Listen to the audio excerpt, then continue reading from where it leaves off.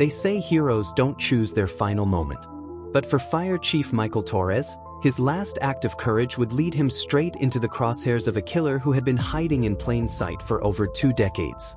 This is the story of a man who dedicated his life to saving others, only to discover that the greatest danger wasn't in burning buildings or chemical explosions. It was in the very community he'd sworn to protect.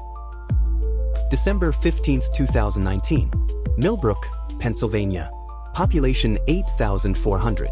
The kind of place where everyone knows your name, where Friday night football games stop traffic, and where the fire station sits at the heart of Main Street like a red brick monument to community service.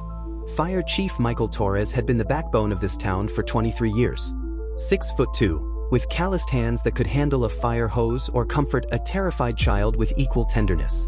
The kind of man who showed up to every house fire, every car accident, every medical emergency, not because he had to, but because that's who he was.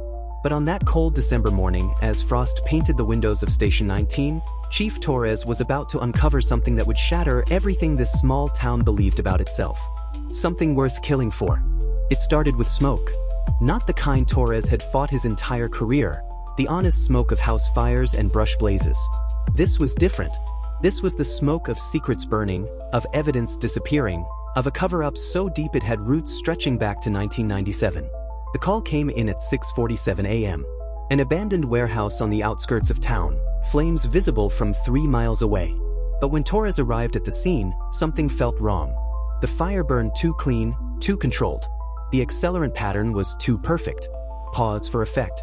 This wasn't an accident. This was arson. And Chief Torres was about to discover that this warehouse fire was connected to a missing person case that had haunted Millbrook for over 20 years. Sarah Elizabeth Hartwell. 19 years old, blonde hair, green eyes, a scholarship student at Penn State who came home for Christmas break in December 1997 and never returned to school. The official story? Sarah had run away with an older boyfriend. Case closed. No investigation necessary.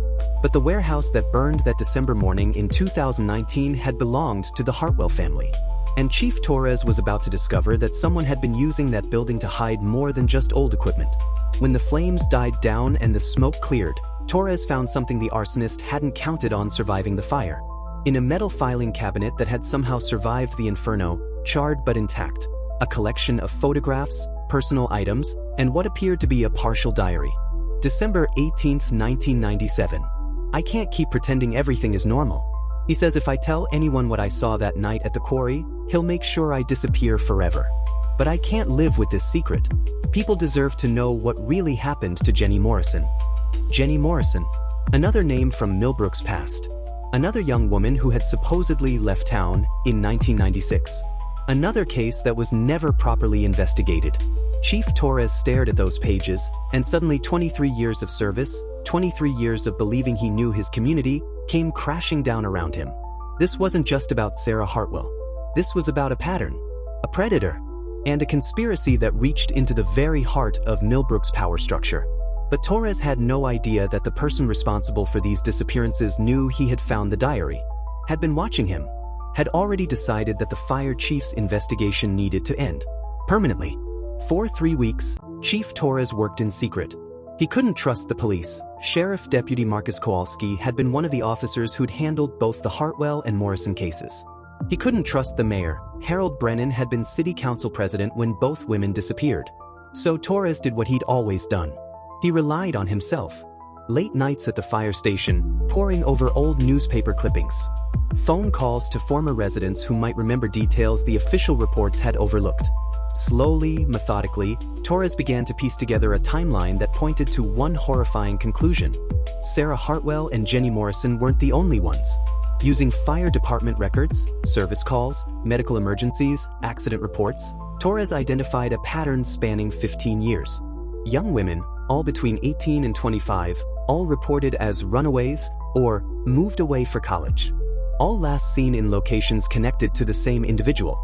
Someone who had been hiding in plain sight. Someone with access to official reports. Someone with the authority to make cases disappear. Someone who was now watching Torres very, very closely. January 8, 2020. Torres arranged to meet with Detective Lisa Carmichael from the state police. Finally, someone outside Millbrook's sphere of influence. someone who could take the evidence and run with it. They agreed to meet at the Old Phillips Diner, just off Route 15. Neutral ground. Public place. Torres never made it to that meeting. At 8:17 p.m., 2 miles from the diner, Chief Michael Torres pulled his pickup truck to the side of the road. Maybe he thought he saw someone in distress. Maybe someone flagged him down. That's the kind of man he was. He couldn't drive past someone who needed help. 3 shots. Close range. Through the driver's side window. The man who had spent 23 years running toward danger had finally met someone more dangerous than any fire he'd ever fought. The investigation into Chief Torres's murder would expose everything he had died trying to reveal. Detective Carmichael, armed with the evidence Torres had gathered, launched the kind of investigation that should have happened decades ago. Within 6 months, the truth emerged like smoke clearing from a fire scene. Deputy Sheriff Marcus Kowalski, 47 years old, married, father of 2, pillar of the community, and responsible for the murders of at least 5 young women over a span of 15 years. Sarah Hartwell hadn't run away with a boyfriend. She'd been killed because she witnessed Kowalski dumping Jenny Morrison's body at the old limestone quarry. Her diary, the one that survived the warehouse fire, contained enough details to break open a case that had been buried under layers of official negligence and deliberate cover-up. The warehouse fire? Kowalski had torched it when he learned that Sarah's family was planning to donate the building to the Historical Society. He couldn't risk anyone finding what was hidden there. But he hadn't counted on the filing cabinet surviving. Hadn't counted on Chief Torres being the kind of man who couldn't walk away from injustice. The bodies were found exactly where Sarah's diary said they would be. The quarry, overgrown now with 20 years of vegetation, gave up its secrets one by one. Sarah Hartwell, Jenny Morrison, Rebecca Cruz, Amanda Foster, Maria Santos. 5 young women who deserved better from the system that was supposed to protect them. 5 families who finally got the answers they'd been seeking for decades. And 1 fire chief who paid the ultimate price for refusing to let their stories stay buried. Marcus Kowalski was sentenced to life in prison without the possibility of parole. The corruption investigation that followed led to the resignation of 2 city council members and a complete overhaul of the sheriff's department.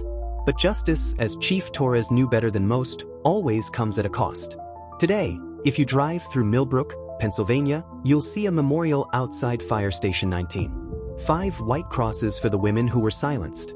And 1 red one, larger than the rest, for the man who made sure their voices were finally heard.